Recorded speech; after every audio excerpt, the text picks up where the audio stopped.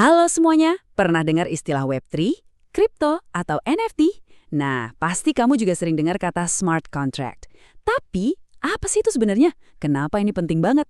Oke, dalam beberapa menit ke depan kita bakal bongkar tuntas cara kerja teknologi yang jadi mesin penggerak di balik itu semua. Siap-siap ya!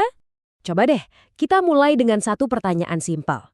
Bayangin, gimana kalau sebuah perjanjian itu bisa jalan sendiri, bener-bener otomatis, tanpa perlu bank, tanpa perlu notaris, atau pihak ketiga manapun buat mastiin semuanya beres. Nah, ide yang kedengerannya kayak di film fiksi ilmiah inilah yang jadi jantung dari sebuah smart contract. Ini dia peta perjalanan kita hari ini. Kita mulai dari konsep dasarnya, terus kita bedah gimana proses otomatisnya, kita lihat contoh praktisnya, kita timbang plus minusnya, dan kita tutup dengan perannya yang super penting di dunia Web3. Oke, langsung aja kita mulai. Oke, bagian pertama. Kita samain dulu frekuensi kita soal konsep dasarnya. Tenang, saya janji bakal jelasin pakai perumpamaan yang gampang banget dimengerti. Jadi, gampangnya gini, smart contract itu pada dasarnya adalah sebuah program komputer. Bukan dokumen ya, tapi program. Program ini hidupnya di atas blockchain. Nah, kata kuncinya ada dua, program komputer dan otomatis. Artinya, ini bukan lagi soal kertas dan tanda tangan basah, tapi soal barisan kode yang dirancang buat ngejalanin perjanjian secara mandiri. Begitu semua syaratnya terpenuhi. Biar makin kebayang, ada satu analogi yang pas banget. Anggap aja smart contract itu persis kayak mesin penjual otomatis atau vending machine yang sering kita lihat di mall. Serius, ini cara paling gampang buat ngerti logikanya. Coba deh kita bandingin. Di vending machine, kamu masukin koin, terus kamu pencet tombol minuman yang kamu mau, dan klang, minumannya langsung keluar kan? Semuanya serba otomatis. Nah, smart contract itu sama persis. Kamu kirim aset kripto, kamu panggil sebuah perintah atau fungsi, dan aset digital yang kamu mau, misalnya tiket NFT, langsung terkirim ke dompet kamu. Nggak ada kasir, nggak ada campur tangan manusia sama sekali. Semuanya murni jalan berdasarkan aturan yang udah diprogram. Eits, tapi tunggu dulu. Ada satu hal penting yang perlu kita lurusin. Kata smart di sini bukan berarti kontraknya pinter kayak AI yang bisa mikir sendiri. Sama sekali bukan. Logikanya itu kaku dan super sederhana. Jika ini terjadi, maka lakukan itu. Titik. Jika pembayaran diterima, maka kirim asetnya. Udah, sesimpel itu.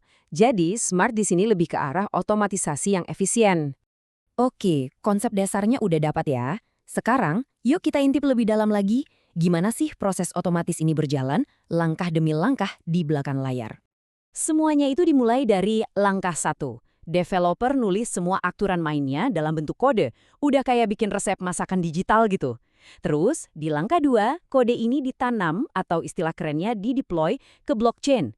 Sejak saat itu, kode ini jadi abadi dan semua orang bisa lihat.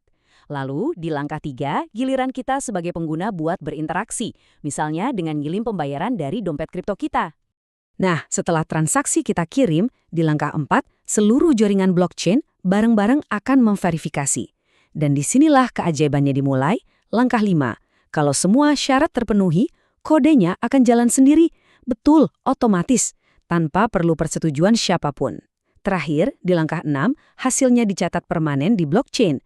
Nggak bisa diubah, nggak bisa dihapus, selamanya. Kalimat ini benar-benar nangkep esensinya dengan sempurna. Di sistem lama, kan selalu ada orang tengah yang bilang oke atau tidak. Di sini, nggak ada lagi yang kayak gitu. Kode dan jaringan blockchain, itulah yang jadi hakim sekaligus algojonya. Ini adalah sebuah pergeseran yang fundamental banget. Teori udah, proses kerja juga udah. Biar nggak ngawang-ngawang, sekarang ayo kita lihat contoh nyata. Supaya semuanya jadi lebih konkret dan nempel di kepala. Bayangin deh, ada sistem penjualan tiket konser dalam bentuk NFT. Aturannya udah ditanam di kode. Jika kamu kirim pembayaran yang pas, maka kamu otomatis dapat satu tiket NFT. Tapi, jika stok tiketnya ternyata udah ludes, atau jika uang yang kamu kirim kurang, sistem akan otomatis menolak transaksimu dan ngembaliin uangmu. Semuanya jalan sendiri, 24/7, tanpa perlu admin yang capek-capek ngecekin satu persatu. Efisien banget kan? Tentu aja, nggak ada teknologi yang sempurna, pasti ada plus minusnya. Nah, biar adil, sekarang mari kita bedah sisi baik dan sisi buruk dari smart contract. Kelebihannya, ini kuat banget. Pertama, dia otomatis, nggak perlu disuruh-suruh. Kedua, transparan. Semua orang bisa lihat aturannya, nggak ada yang ditutup-tutupi. Ini langsung memotong banyak perantara, yang bikin prosesnya jadi jauh lebih cepat dan murah. Pokoknya efisien. Dan yang paling penting, karena numpang di atas blockchain, sistemnya jadi super aman dan sulit dimanipulasi. Tapi, ada tapinya. Kelemahannya juga serius. Karena kode adalah hukum, kalau ada satu aja bug atau celah keamanan di kodenya, itu bisa dieksploitasi habis-habisan. Celakanya lagi, karena kodenya sulit diubah, sekali salah, ya udah salah selamanya. Terakhir, smart contract ini kayak hidup di dalam gelembung. Dia buta sama dunia luar. Jadi dia butuh oracle, semacam penyedia data terpercaya untuk ngasih tahu info dari dunia nyata, misalnya harga emas hari ini. Nah, terlepas dari segala kekurangannya, peran smart contract ini krusial banget.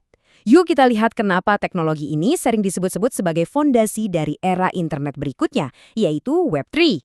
Ini dia poin utamanya, dan ini penting banget.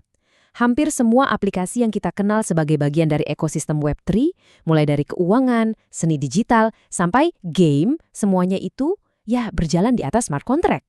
Tanpa teknologi ini, Web3 nggak akan pernah ada. Lihat aja cakupannya.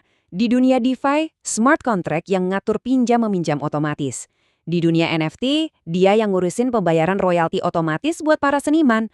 Di DAO, dia yang ngejalanin voting komunitas secara adil. Bahkan di game, dia yang mastiin kepemilikan aset game kamu. Semuanya, sekali lagi, ditenagai oleh logika otomatis dari smart contract. Jadi, kesimpulannya, teknologi ini intinya adalah tentang menciptakan sistem yang bisa kita percaya, bukan karena kita percaya sama orangnya, tapi karena kita percaya sama kodenya yang transparan dan berjalan otomatis. Nah, setelah melihat semua ini, saya mau ninggalin kamu dengan satu pertanyaan. Dengan kemampuan seperti ini, sistem apa lagi sih di dunia kita, mungkin asuransi, logistik, atau bahkan pemilu, yang menurutmu bisa dirombak total dan jadi jauh lebih baik kalau berjalan otomatis tanpa perantara? Coba deh, pikirkan kemungkinannya.